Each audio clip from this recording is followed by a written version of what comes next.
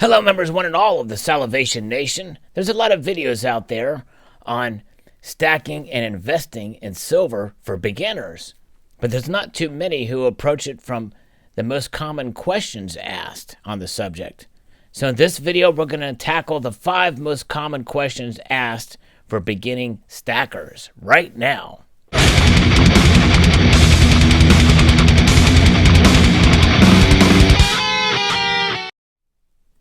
Question number 1, what should I buy? There's a lot of different options, and there's more choices that are out there every year in the world of silver stacking. Do you buy coins, rounds, or bars?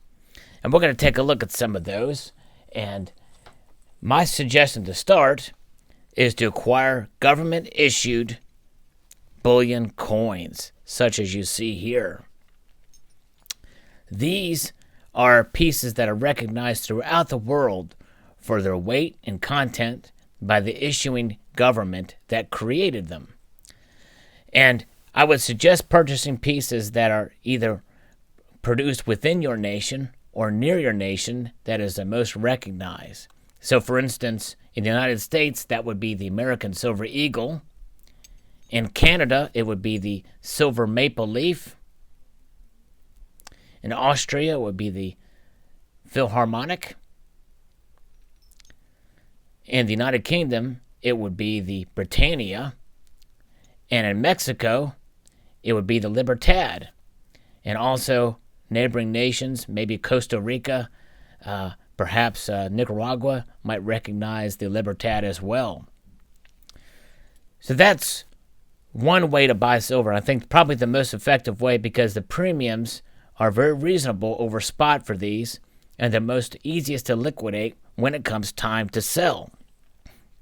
There are other ways to buy silver as well, and that is one other way is to buy generic rounds, such as you see here, or what's known as privately issued bars, such as these here, that have brand names tied to them, but typically sell for a very low price over spot, and you can typically acquire a lot more silver for your dollar acquiring these.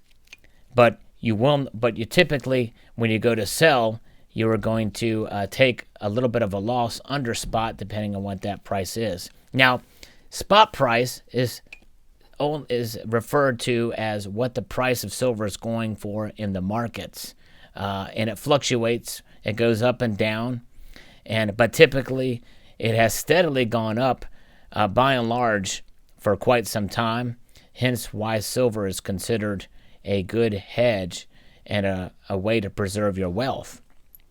Other ways to buy silver are specialty generic pieces such as you see here. And some of these will, in times and in certain cases, have a higher premium over spot, but you're less likely to preserve that premium when it comes time to sell. There are rare cases where some of these pieces do become collectible, but I don't count on that. There are other types of silver, such as you see here, that are specialty, what is known as better bullion pieces issued by governments. And these are fairly collectible and have a little bit higher chance of holding their premium value. They are typically specialty struck coins with either reverse proof finish to them, and they are collectible and are typically different types of series, and as such, or privy marks and the like. But I would probably avoid these types that I've talked about at first to start. But another way to start collecting is fractional bullion pieces, and I think one way, a good way to acquire that, is what is known as what I like to call spending silver. Yes, indeed, spending silver is also known in the United States as constitutional silver, and I would suggest getting the highest purity content that's out there for those nations that issued silver coinage. So whatever nation you have, find the ones with the highest content. Here in the United States, it's known as coin silver, or 90%. I would avoid buying to start the older pieces that are worn out, because typically when you buy these pieces, you're paying for the specified amount of silver rather than the actual silver weight.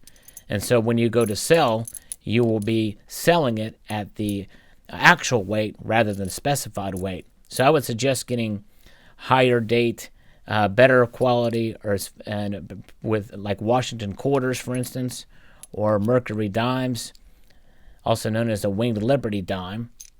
But probably one of the better ways to buy the constitutional or spending fractional silver here in the United States would be the Kennedy half dollar, as you can find these for very low premiums over spot, and they're recognized, and they are brilliant uncirculated. Very, very nice indeed. You can also buy silver dollars or crowns, but typically some of those pieces have somewhat of a collector value in better conditions such as these. What I would avoid purchasing is privately issued generic bullion fractional rounds, as they typically do not. They have a high premium, and when you go to sell, you're going to be selling them at a percentage under spot price. So those are the different ways to purchase and what you can or should purchase as far as what the different types and styles out there. But to recap, I would suggest government-issued bullion or fractional silver, spending silver to start. Question number 2, how much should I buy? Well, that's really a great question. Most experts suggest that a sort of a wide gamut of investing or putting about between 5 and 20% of your income into silver or precious metals in general. And I would start out at the lower end of that spectrum, but never buy anything that you can't afford at any given period of time.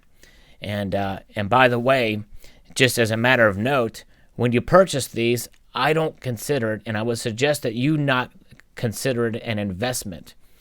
I would look at these as a way to preserve your wealth, because as I mentioned earlier, the spot price of silver has fluctuated, but by and large, the spot price of silver has increased over a long period of time.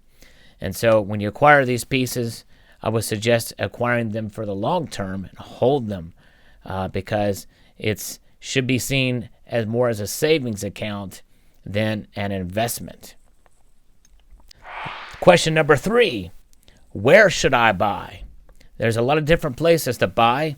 If you're watching this video on the internet, which more than likely you are, then you're probably familiar with buying online from many different stores, online stores such as Amazon and what have you. Well, there's a lot of different places like that to purchase silver from as well. And most of them are trustworthy that are out there. There's too many to list here, but there's a lot of different bullion dealers that are out there that are very reputable. And I can, if you ask in the comment section below, I can give you some names, or some of the other viewers can give you some names of trustworthy bullion dealers online from which you can buy. One way to vet them is to check out, there's various different review sites out there for bullion dealers, and you can check their Better Business rating, although that's not always a good indicator. And you can just read up and look at the different what people are saying about certain companies, and check out other videos to see different reviews that they have over products that they have purchased from them. The other place you can buy is a local coin shop. And just be very careful and develop a relationship and do some research when you buy. Make sure you're getting a fair price, although there are some times where some of these local coin shops have to charge a little bit more for some of their pieces in order to maintain a profit, because sometimes the margins are small because they have to pay for the rent and the electricity of the place they're holding, and they have to also make money as well too. But if you develop a relationship with a local coin dealer, then typically you can find some really good deals, and then you may even get to venture into some of the better bullion pieces that may come in that they buy for very close to spot, and you can acquire them and maybe flip them for a higher price. But that's something it's more intermediate. Where I would avoid purchasing your silver is from any ad you hear on the radio or any infomercial that you may see on television. Avoid those at all costs. You're going to pay way too much, and they overhype pieces like that. Just avoid those altogether. Question number 4. How should I store my silver?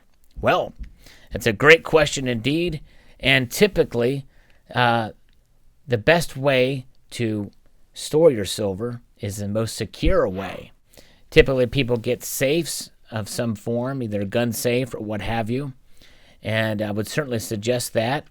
But if you acquire any amount that's of any value, I would store it in different locations if you have the way to do so.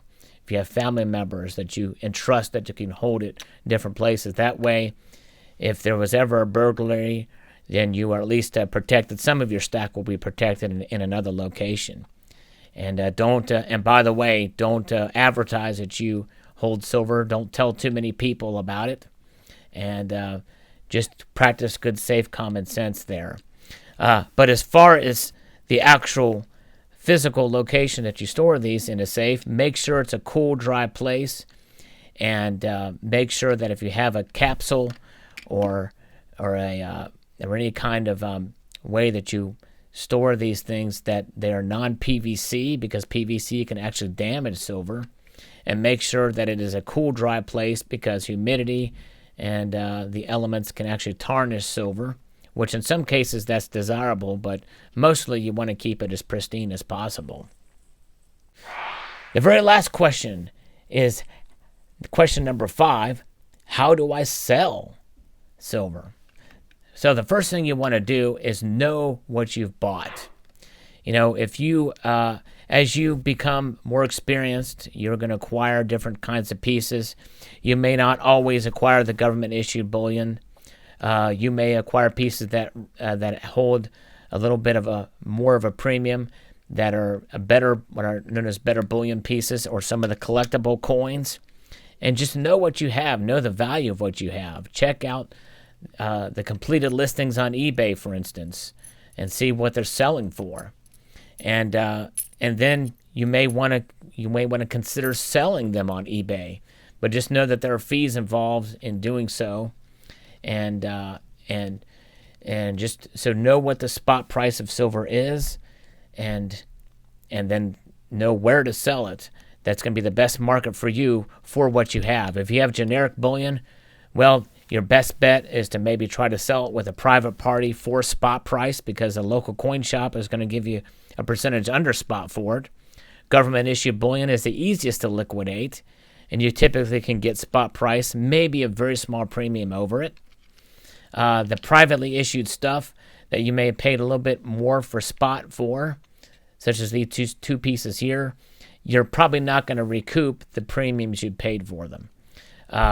So you may want to try selling them on eBay or a specialty place, Craigslist or what have you, but just be very careful when buying or selling on Craigslist, especially because there's a lot of scams there, and just be very, very careful there. I'm not saying that you shouldn't do it, but just be very, very cautious when selling on Craigslist.